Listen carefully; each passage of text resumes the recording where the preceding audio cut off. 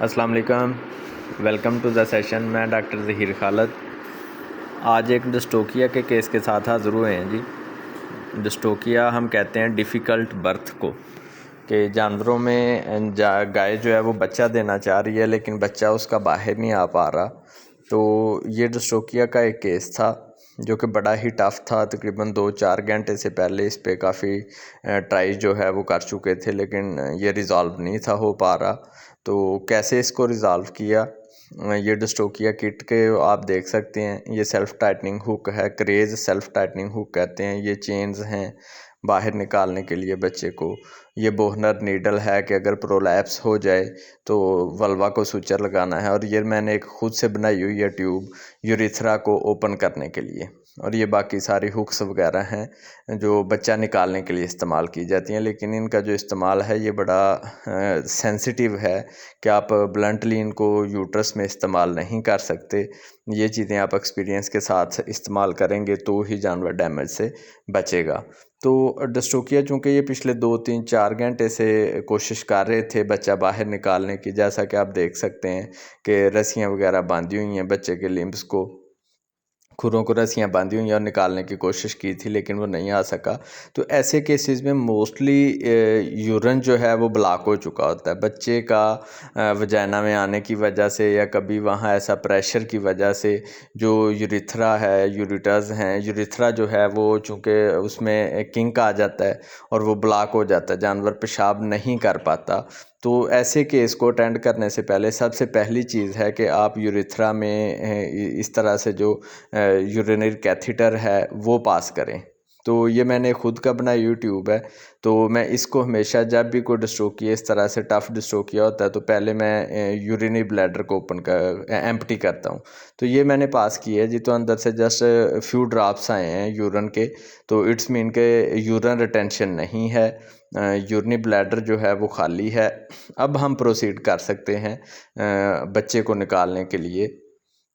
हमेशा अक्सर ऐसा होता है कि यूरिन रिटेंशन होती है, यूरिनरी ब्लैडर यूरिन से फिल हुआ होता है, और ऐसे सिनेरियो में जब हम बच्चे को बाहर पुल करते हैं, फोर्स देते हैं, तो बच्चा भी बाहर आ जाता है, जानवर भी ठीक हो जाता है, लेकिन दूसरे तीसरे दिन जाके पता चलता है कि वो फीड नहीं कर रहा और जानवर एक्सपायर हो गया है। वो होता क्या है, वो बेसिकली हम यूरिनरी ब्लैडर रप्चर कर चुके होते हैं। ये केयर ज़रूरी है। तो इस केस में क्या था जी, ये 2 चीज़ें थी जो डिस्ट्रोकिया की वजह बनी। पहली चीज़ थी फीटस का ओवर साइज़ होना। जो बुल यूज़ किया गया था इस गाय को प्रेग्नेंट करने के लिए वो काविंगीज़ बुल नहीं था। तो फीटस का वेट भी ठीक ठाक था, जब बाहर निकाला हमने वेट किया उसका वेट भी ठीक ठाक था, लेकिन उसका स्ट्रक्चर बहुत बड़ा था उसका फीटस का। तो पहली जो डिस्ट्रोकिया की रीज़न थी वो था फीटस का ओवर साइज़। तो दूसरी जो रीज़न थी डिस्ट्रोकिया के लिए वो था मून बेबी। ये जो बच्चा अंदर रुका हुआ था ये मून बेबी था बेसिकली। इस पे मेरा एक व्लॉग आ चुका है, आप अगर सर्च करेंगे dairy farming in Pakistan with doctor Zaheer Khalid dot moon babies, तो वो व्लॉग ओपन हो जाएगा कि मून बेबीज़ क्या होते हैं। ये मोस्टली कह लें कि एक इफ़ेक्ट है, ट्रेटोजेनिक इफ़ेक्ट है, जिसमें बच्चे के जो लिम्स हैं, जो खुर या उसकी जो लेग्स हैं वो टेढ़ी हो जाती हैं। तो इस सिनेरियो में, इस केस में बच्चे के जो खुर थे वो टेढ़े थे। तो इसी चीज़ ने कंफ्यूज किया। 2 जो थे मतलब मसले के, एक तो फीटस का ओवर साइज़ था, यूट्रस में फीटस के बड़ा होने की वजह से यूट्रस में जगह कम थी कि जहां हम बच्चे को सीधा करके तो बाहर निकाल सकें। तो जब जगह कम होती है अंदर हाथ मूव करना थोड़ा मुश्किल हो जाता है। तो उसी सिनेरियो में गलतियां होती हैं, बच्चे के लिम्स का अंदाज़ा करना थोड़ा मुश्किल हो जाता है, बच्चे को सीधा करना मुश्किल हो जाता है। तो सेम इस केस में भी ऐसा ही हुआ। तो दूसरा, चूँकि जो खुर थे वो मून बेबी होने की वजह से कर्व्ड थे, तो वहाँ से भी आइडिया नहीं था हो पा रहा कि ये आगे वाली लेग्स हैं या पिछली लेग्स हैं। और फिर वो प्रेजेंटेशन जो है इसकी पोजीशन वो कुछ इस तरह से थी कि जो हेड है बच्चे का वो भी बाहर आ रहा था, लेकिन चारों की चारों जो लेग्स हैं वो बिल्कुल पेल्विक ब्रिम के आगे वो फोल्ड हुई पड़ी थी। तो अब वो चारों लेग्स इस तरह से फोल्ड थी कि उनको ये जज करना कि अगली लेग कौन सी थी और पिछली लेग कौन सी थी, और ऊपर से जबकि अंदर स्पेस भी बहुत कम थी। तो ये चीज़ जो थी इसने ही कंफ्यूज किया पिछले 3-4 घंटे से जो कर रहे थे, काविंग करवा रहे थे, उनको इसी चीज़ ने कंफ्यूज किया और इसी कंफ्यूजन ने एक छोटी सी गलती करवा दी।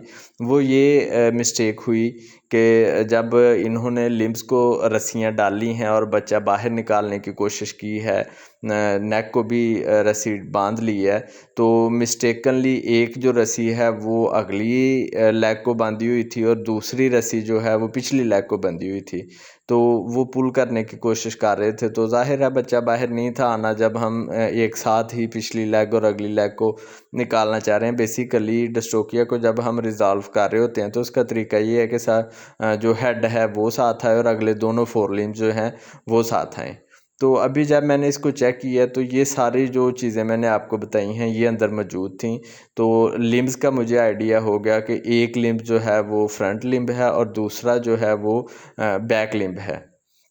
तो अभी इस सूरत-ए-हाल में मेरे पास जो ऑप्शन थी वो यही थी कि जो रस्सी बंधी हुई थी बैक लिम्ब को, मैं उस रस्सी को काट के तो उस लिम्ब को वापस अंदर भेजूँ। तो इसके लिए काफ रिपेलर जो है वो मैंने यूज़ किया, जैसे कि वो आप देख सकते हैं मैंने हुक्स वगैरह लगा के तो काफ रिपेलर को यूज़ किया है। तो वो काफ रिपेलर जो है वो यूज़ किया कि जो लिम्स थे उनको पीछे धकेला, बच्चे के हेड को पीछे धकेला, ताकि थोड़ा सा जो है वो जगह अंदर बन जाए कि जहाँ पे मैं इसके लिम्स को सीधा कर सकूँ। तो इस सारे प्रोसेस में तकरीबन कोई आधा घंटा लगा इस डिस्ट्रोकिया को रिज़ॉल्व करने में और वो हो गया। अभी मैंने उनको वापस करने के बाद ये जो मैं पुल करने की कोशिश कर रहा हूँ, ये मैं इसका जो फ्रंट लिम्ब है उसको पुल करने की कोशिश कर रहा हूँ। चूँकि वो फोल्ड हो के बिल्कुल नीचे अडर वाली साइड पे था, तो अंदर स्पेस इतनी कम है कि मैं उसको सीधा करना चाह रहा हूँ लेकिन वो सीधा नहीं हो पा रहा। तो यहाँ पे एक बड़ी सेंसिटिव चीज़ है, मोस्टली वो ये चीज़ है कि हम क्या करते हैं जब लिम्ब को सीधा करते हैं तो हम उसको पकड़ते हैं लेग से और बाहर को खींचते हैं। तो आगे जो उसका खुर होता है, खुर का जो एज है वो सारी यूट्रस को रप्चर कर देता है। सो हमेशा जब भी आप बच्चे के लिम्स को सीधा करके बाहर निकालने की कोशिश कर रहे हैं तो कोशिश करें कि उसका जो खुर है वो आपके उसके साथ आपका हाथ आ जाए नीचे, कि मतलब जब आप खुर को बाहर की तरफ सीधा कर रहे हैं तो खुर जो है वो यूट्रस की दीवार के साथ डायरेक्ट ना लगे बल्कि बीच में आपका हाथ हो, यानी कि बच्चे का खुर आपने अपनी हथेली पे रख के तो फिर उसको सीधा करना है। तो थोड़ा सा मुश्किल हो जाता है इसको सीधा करना, लेकिन अगर इस तरह से करेंगे तो ही जो गाय है उसकी जान बचेगी। अगर आप जल्दी में डायरेक्ट लेग को पकड़ के खींचते हैं तो वो जहाँ से खुर गुजरता आएगा वो यूट्रस को रप्चर करता आएगा, फाड़ता आएगा यूट्रस को। यहाँ मैंने जब उसके दोनों जो पीछे वाला जो लिम्ब था उसको वापस भेज दिया, लेकिन चूंकि ये मून बेबी था इस सूरत हाल में भी पोजीशन ये थी कि वो जो खुर पीछे को मैं भेजने की कोशिश कर रहा था वो पेल्विक ब्रिम से तो नीचे उतर गया था, बैली में तो जा चुका था, लेकिन वो चूंकि कर्व्ड था तो वो बिल्कुल लेवल पे नहीं था जा रहा कि अपने बिल्कुल पीछे जो डीप यूट्रस में नहीं था जा रहा। तो खैर इस सूरत हाल में जो लकीली जो फ्रंट लिम्ब थे उन तक हाथ पहुंच गया और मैंने वो जो लिम्ब था फ्रंट वाला उसको मैंने सीधा किया है और सीधा करने के बाद मैंने उसको रस्सी डाली है। तो हमेशा जब भी आप डिस्ट्रोकिया करने जा रहे होते हैं तो कभी भी हैसल ना डालें, परेशान ना हों कि मैं जल्दी से बस इसको बाहर निकाल दूं, बल्कि एहतियात के साथ सुकून के साथ पहले अंदर की पोजीशन को समझें कि मसला क्या है। यहाँ पोजीशन ये थी कि जब एक दफ़ा मैं हाथ डालता था और खुर को सीधा करता था तो जब मैं बाजू चेंज करता था, एक बाजू थक जाता था, दूसरा मैं चेंज करता था, तो अंदर फिर से वही पोजीशन हो जाती थी कि ये जज करना अगेन मुश्किल हो जाता था कि ये फ्रंट लिम्ब है या बैक लिम्ब है। तो इसके लिए पहले ज़रूरी है कि आप पहले देखें कि अंदर पोजीशन क्या है और मैं जो अपना आपका जो टारगेट है कि आपने दोनों जो फ्रंट लिम्ब्स हैं उनको बाहर को निकालना है, सीधा करना है, तो उनको अचीव करें। तो यहाँ मैंने जब उसके खुर जो दोनों हैं वो निकाल लिए हैं तो इसके बाद जो अगला स्टेप है वो था लुब्रिकेशन का, क्योंकि 3-4 घंटे से पहले इस पे काफ़ी से ज़्यादा जो है मैनिपुलेशन वो हो चुकी थी। तो ऐसे में जो फीटल फ्लूइड्स हैं वो ज़ाया हो जाते जाते हैं, बच्चे का जो पानी वगैरह है वो सारा निकल जाता है और अंदर ड्राई कंडीशंस होती हैं। और ड्राई कंडीशंस में एक तो अंदर ऑपरेट करना मुश्किल हो जाता है, हाथ को ले जाना और बच्चे को सीधा करना ये भी मुश्किल होता है। और दूसरा, जब आपने सीधा कर लिया तो अगर आप बच्चे को बाहर निकालना चाह रहे हैं तो ये भी टफ़ चीज़ है।